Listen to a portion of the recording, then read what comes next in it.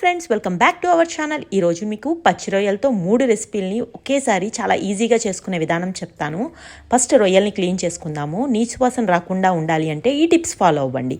మా వారు తీసుకొచ్చారు, అవి 300 రూపీస్ అంట. నేను 3 రకాల రెసిపీలు చేద్దామని ఫిక్స్ అయ్యా. ఫస్ట్ క్లీనింగ్, టూత్పిక్ యూస్ చేసి తీస్తే దారం లాంటిది ఇది వచ్చేస్తుంది. ఇవి తినకూడదంట, సో మనం తీసేద్దాం.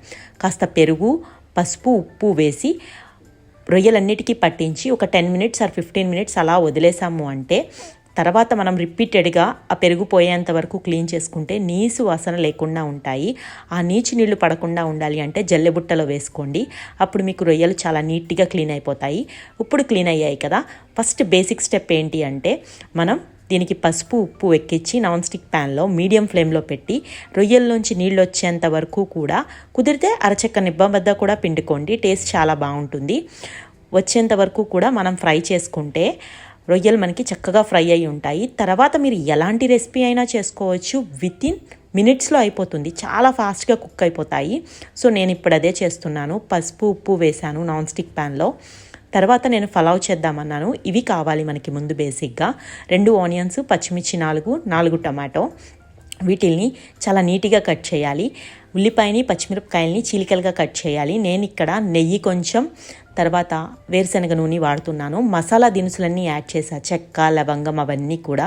ఉల్లిపాయ చీలికలు అన్నీ యాడ్ చేసి పచ్చిమిరపకాయలు ఫ్రై అయిన తర్వాత కొంచెంగా మగ్గితే సరిపోతుంది, గోల్డెన్ బ్రౌన్ కలర్ అవసరం లేదు. రొయ్యలు కూడా యాడ్ చేసి తర్వాత అల్లం వెల్లుల్లి పేస్టు, టమాటా ముక్కలు, ఉప్పు, కారం, పసుపు, ధనియాల పొడి, జీలకర్ర పొడి ఇవన్నీ యాడ్ చేసేసిన తర్వాత టమాటా ముక్కలు, దీంతోపాటు పుదీనా మస్ట్ అండ్ షుడ్, చాలా ఇంపార్టెంట్ పలావ్కి, అది కూడా యాడ్ చేసి కొత్తిమీర కూడా యాడ్ చేసి కావలసినంత గరం మసాలా యాడ్ చేయాలి. నానబెట్టి ఉంచినటువంటి బియ్యం అరగంట సేపు నానబెట్టాలి. దాన్ని యాడ్ చేసి ఈ మసాలాలన్నీ పట్టే విధంగా ఉప్పు కూడా యాడ్ చేయాలి. నానబెట్టిన నీళ్ళనే మనం ఎసరికి వాడదాము. 1 గ్లాసుకి 2 గ్లాసులు నీళ్లు పోయాలి.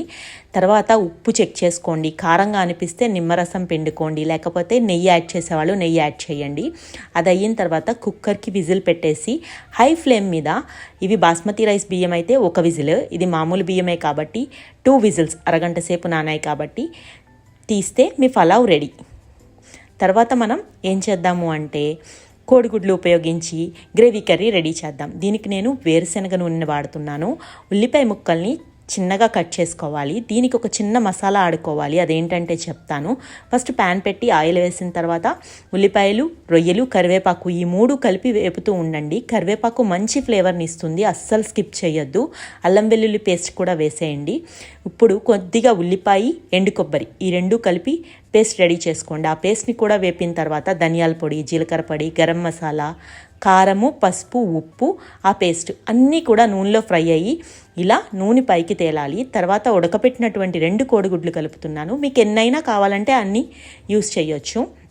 తర్వాత మిక్సీ జార్ కడిగినటువంటి నీళ్ళు ఉంటాయి కదా, కొబ్బరి మిక్సర్ ఆడింది, ఆ నీళ్ళు ఇందులో పోస్తున్నా. మీడియం ఫ్లేమ్లో పెట్టుకుంటే గ్రేవీ దగ్గర పడే వరకు చేస్తే చాలు. ఆఖరిలో కొత్తిమీర చల్లుకోండి. మీకు ఎమ్మీగా ఉండేటటువంటి పచ్చి రొయ్యలు, కోడిగుడ్లు గ్రేవీ కర్రీ రెడీ అయిపోతుంది. ఇది రైస్లో కూడా బాగుంటుంది. నెక్స్ట్ ఇంకో రెసిపీ స్టార్ట్ చేద్దామా? అదేంటంటే ప్రాన్స్ ఫ్రై. చాలా ఈజీగా చెప్తాను. దీనికి కూడా ఏమీ లేదు. మనం ఏం చేద్దామంటే ఫస్ట్ ప్యాన్ పెట్టి ఆయిల్ యాడ్ చేద్దాము. దీనికి వేరుశనగ నూనె చాలా బాగుంటుంది. ఉల్లిపాయలు, పచ్చిమిరపకాయల్ని వీలైనంత చిన్న ముక్కలుగా కట్ చేసుకోవాలి. పానీపూరికి తింటారు కదా మీరు, ఆ సైజ్ అయితే చాలా బెటరు. అవి ప్యాన్లో వేసిన తర్వాత బాగా ఫ్రై అయ్యి ఇంతకుముందు మీరు రెడీ చేసి పెట్టుకున్న రొయ్య ముక్కల్ని కూడా యాడ్ చేసి ఉల్లిపాయలు ఖచ్చితంగా గోల్డెన్ బ్రౌన్ కలర్ రావాలి. కొత్తిమీర ఈ స్టేజ్లోనే యాడ్ చేసేయండి. కర్రీ రెడీ అయ్యేసరికి బాగా ఫ్రై అవుతాయి.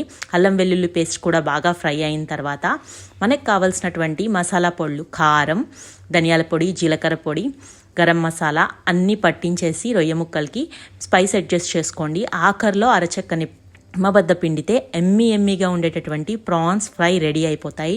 చూసారా, చాలా కొద్ది రొయ్యలతో నేను 3 రకాల కర్రీలు చేశాను.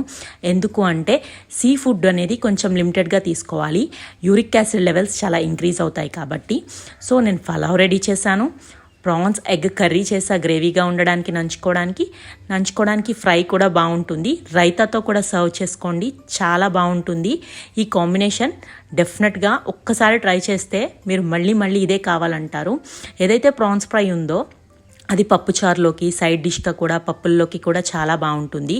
ఇంకా ఎగ్ గ్రేవీ కర్రీ ఉంది కదా, అది రైస్లోకి అద్భుతంగా ఉంటుంది. ఈ పలావ్లోకి చాలా బాగుంటుంది. Please subscribe.